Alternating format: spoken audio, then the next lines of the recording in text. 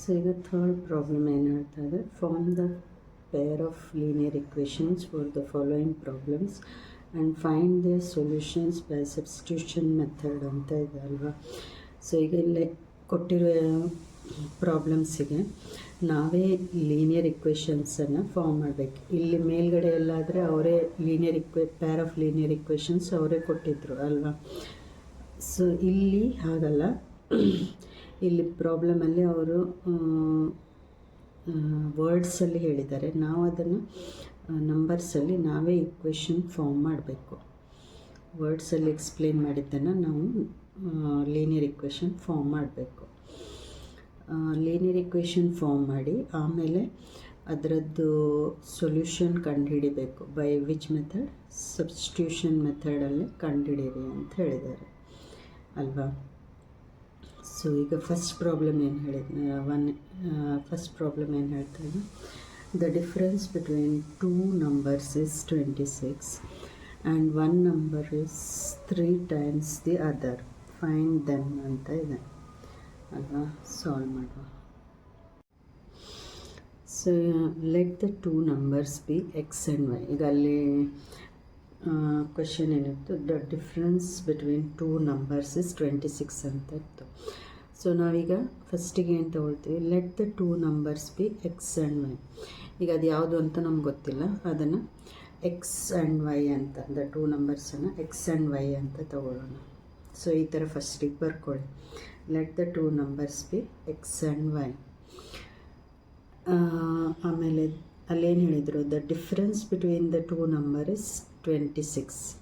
So there difference is 26. ಈ ಎರಡು ನಂಬರಿನ difference ಎಷ್ಟು? 26. ಡಿಫ್ರೆನ್ಸ್ ಅಂದರೆ ನಿಮ್ಗೆ ಗೊತ್ತು, ಮೈನಸ್ ಅಂತ ಅರ್ಥ. ಸೊ ಅದರ ಡಿಫ್ರೆನ್ಸ್ ಎಷ್ಟು? 26. ಈ ಥರ ಫಸ್ಟಿಗೆ ಬರ್ಕೊಳ್ಳಿ. ಎಕ್ಸಾಮಲ್ಲಿ ನಾನು ಹೇಗೆ ಬರೆಯೋದು ಅಂತ ತೋರಿಸ್ತೇನೆ. So there difference is 26. It is given that one number is 3 times the other. ಅಲ್ಲಿ ಕೊಟ್ಟಿದ್ದಾರೆ one number is 3 times the other ಅಂತ ಹೇಳಿದ್ದಾರೆ ಅಲ್ವಾ. Therefore the required equation is, so ಇಕ್ವೇಷನನ್ನು ಯಾವ ಥರ ಬರ್ಕೊಳ್ತೇವೆ, ಈ ಸ್ಟೆಪ್ಸನ್ನು ಎಕ್ಸಾಮಲ್ಲಿ ಬರೀರಿ. ಸೊ ಅದು ಆವಾಗ ನೀಟಾಗಿ ಕಾಣಿಸುತ್ತೆ. ದ ರಿಕ್ವೈರ್ಡ್ ಇಕ್ವೇಷನ್ ಈಸ್, ಆವಾಗ ನೀವು ಬರೀತೀರ the difference between the two numbers is 26 ಅಂತ ಇದೆಯಲ್ಲ, ಆವಾಗ ಟೂ ನಂಬರ್ಸ್ ಯಾವುದು ನಾವು ಹೇಳಿದ್ವಿ, ಎಕ್ಸ್ ಆ್ಯಂಡ್ ವೈ. ಡಿಫ್ರೆನ್ಸ್ ಅಂದಾಗ ಮೈನಸ್ ಅಂತ ಬರುತ್ತೆ. So x minus y is equal to 26. ಅದು ನಮ್ಮ ಫಸ್ಟ್ ಇಕ್ವೇಷನ್ ಆಯಿತು. ಅರ್ಥ ಆಯಿತು. ಸೊ ಈಗ ಅಲ್ಲಿ ಸೆಕೆಂಡ್ಲಿ ಏನು ಹೇಳಿದ್ದಾರೆ, one number is 3 times the other ಅಂತ ಹೇಳಿದ್ದಾರೆ. ಸೊ ಇದರಲ್ಲಿ ಯಾವುದೇ ಒಂದು ನಂಬರ್ ತೊಗೋಬೋದು. ಇದು ನಾವೀಗ ಎಕ್ಸ್ ತೊಗೊಂಡಿದ್ದೀನಿ, x is 3 times the other. ಇದರದ್ದು 3 times ಇದೆ ಅಂತ ಆಯಿತು ಅಲ್ವಾ. So x is equal to 3y. One number is 3 times the other number ಅಂತ ಹೇಳಿದಾರಲ್ವ. ಸೊ ಇದನ್ನು x is equal to 3y ಅಂತ ತೊಗೊಂಡಿದ್ದೀವಿ. ಅರ್ಥ ಆಯ್ತಲ್ವ. ಸೊ ಇದು ಸೆಕೆಂಡ್ ಇಕ್ವೇಷನ್ ಆಗಿ ತೊಗೊಳ್ಳೋ. ಸೊ ನಮಗೀಗ ಇಕ್ವೇಷನ್ 1 ಮತ್ತು ಇಕ್ವೇಷನ್ 2 ಎರಡು ಸಿಕ್ತು ಅಲ್ವಾ. ಸೊ ಈಗ ಇಕ್ವೇಷನ್ 1 ಇಕ್ವೇಷನ್ 2 ಸಿಕ್ಕಿದ ಮೇಲೆ ಈಗ ನಾವು ನಮ್ಮದು ಸಬ್ಸ್ಟಿಟ್ಯೂಷನ್ ಮೆಥಡ್ ಮಾಡ್ಬೋದು ಅಲ್ವಾ. ಈಗ ಇಲ್ಲಿ ನಾವು ಡೈರೆಕ್ಟಾಗಿ ಸ್ಟಾರ್ಟ್ ಮಾಡ್ಬೋದು, ಯಾಕೆಂದರೆ ಇಲ್ಲಿ ಒಂದು ಸ್ಟೆಪ್ಪನ್ನು ನಾವು ತೆಗಿಬೋದು. ಯಾವ್ದು ಹೇಳಿ, ಫ್ರಮ್ 1 ಅಂತೆಲ್ಲ ಬರೀತಿದ್ವಲ್ವ. ಇಲ್ಲಿ ಯಾಕೆಂದರೆ ಎಕ್ಸ್ ವ್ಯಾಲ್ಯೂನೇ ಸಿಕ್ಕಿಬಿಟ್ಟಿದೆ, ಆವಾಗ ಇಲ್ಲಿ ಒಂದು ಸ್ಟೆಪ್ ಹೋಗುತ್ತೆ. ಡೈರೆಕ್ಟ್ ನಾವೀಗ ಸಬ್ಸ್ಟಿಟ್ಯೂಷನ್ ಮೆಥಡ್ ಸ್ಟಾರ್ಟ್ ಮಾಡ್ಬೋದು. ಸಬ್ಸ್ಟಿಟ್ಯೂಟ್ 2 in 1,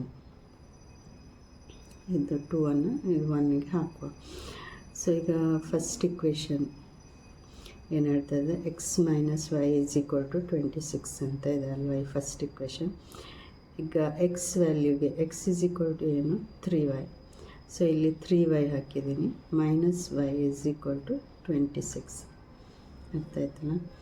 ದೇರ್ಫೋರ್ ಈಗ ಇಲ್ಲಿ 3y ಮೈನಸ್ ವೈ ಎಷ್ಟಾಗುತ್ತೆ, 3y minus y is equal to 2y ಅಲ್ವಾ. ಸೊ 3yಯನ್ನು ಮೈನಸ್ ವೈ ಅಂದರೆ ಇಲ್ಲಿ ಏನಿಲ್ಲ ಅಂದರೆ 1 ಅಂತ ಅರ್ಥ. So 3 minus 1 is 2, 2y is equal to 26.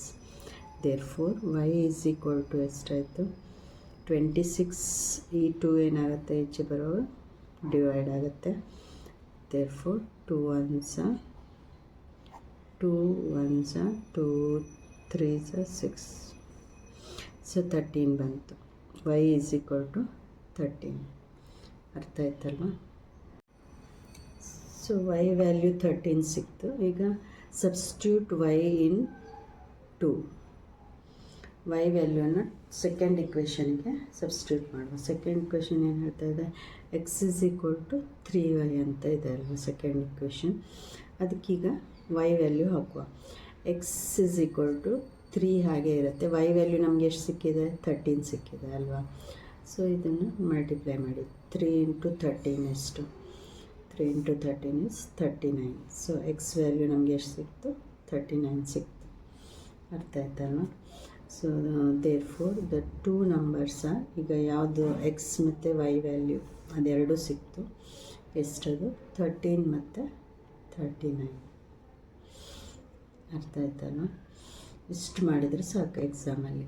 Thank you.